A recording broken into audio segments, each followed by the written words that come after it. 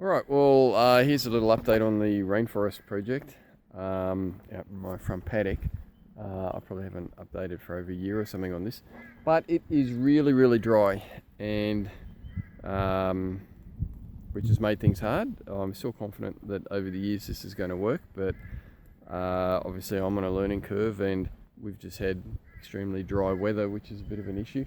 A number of things have died, all of the picker bean palms except for this one down here. Stick the camera over there. That one's still going. I think that's going to be okay. These little claw flute guards are fantastic. A friend gave me some of them. I'm going to buy some more as well. And I've kind of come to the conclusion that basically we need them or nothing's going to survive. I've just put another one in just over here with a little scrub fig in there. These ones over here that I had caged off, and then I just put up that plastic sheeting off feed bags. The bags are deteriorating, so I'm going to have to go around and get rid of them and just replace them with more of those core flute protectors.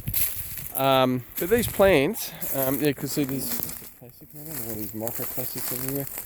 But so this is a bunya pine. So the plants that are adapted to this area are actually doing quite well.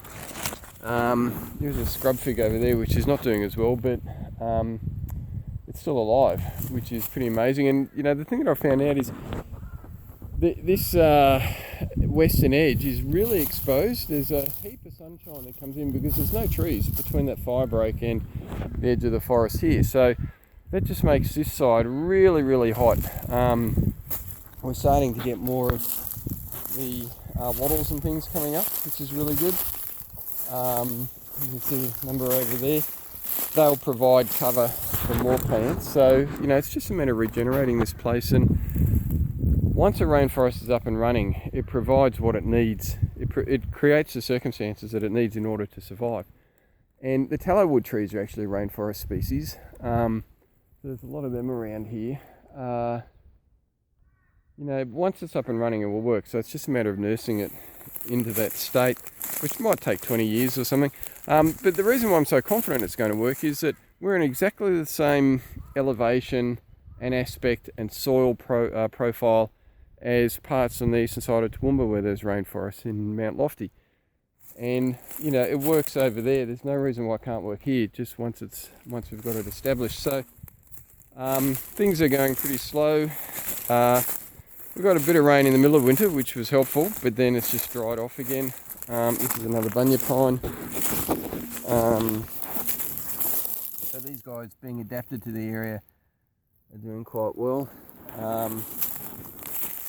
And there's another fig over here.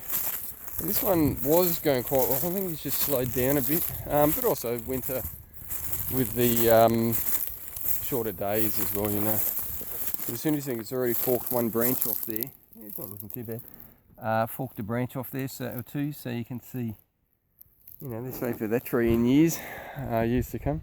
Hopefully I got it there. I had the camera on the right angle. So yeah, it's getting there. There's a couple of Moreton Bay figs down here we put on stumps. It's still kind of hanging in there. Another bunya pine here, and you can see how that plastic, I'm going to go around today and get rid of them, and we'll just replace them. I'll buy more of those little triangular core flute things. All of the picker bean palms I put in down there died. But you know, that part of this is experimenting, and I can't water everything regularly all the time, so it's a matter of finding out what works, giving it its best chance by putting those core flute protectors around them, but then watering them when I can. But you know, we're talking about planting a lot in the end, hundreds of trees.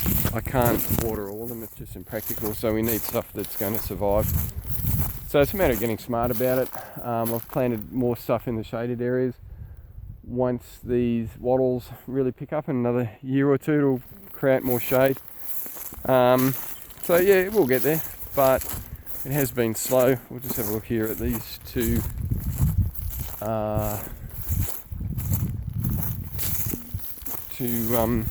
Moreton Bay figs. This is one I planted ages ago. It's still there.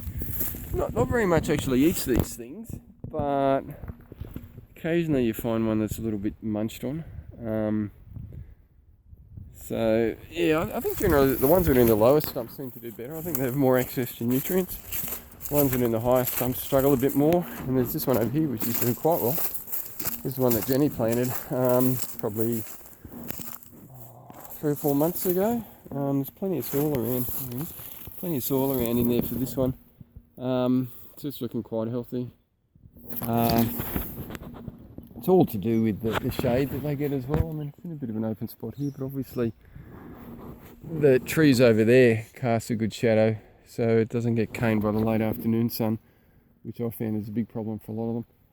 So anyway, we're getting there. A really pleasing thing that's happening is, even though it's dry here now, the diversity of plant life, small plant life, and then this little purple thing, the diversity of small plant life is really picking up here.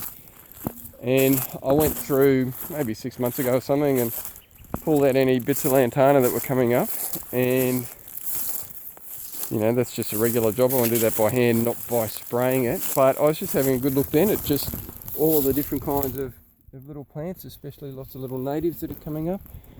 And that's really, really pleasing. Yeah, that's picking up.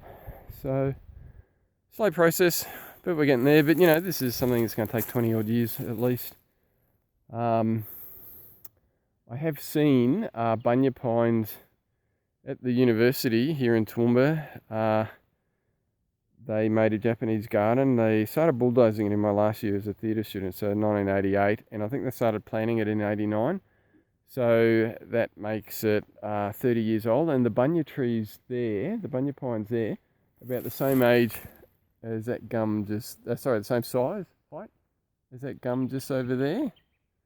So 30 years time, bunyas will be about that big, which is probably maybe about half the actual height they're going to make in the end. So, you know, if I can live to see that, that'll be good. I think I've got 4 down now. We'll end up putting a lot more in here, maybe even 20 or 30 or something.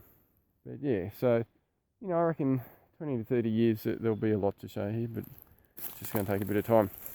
So there you go, that's the update. Thanks.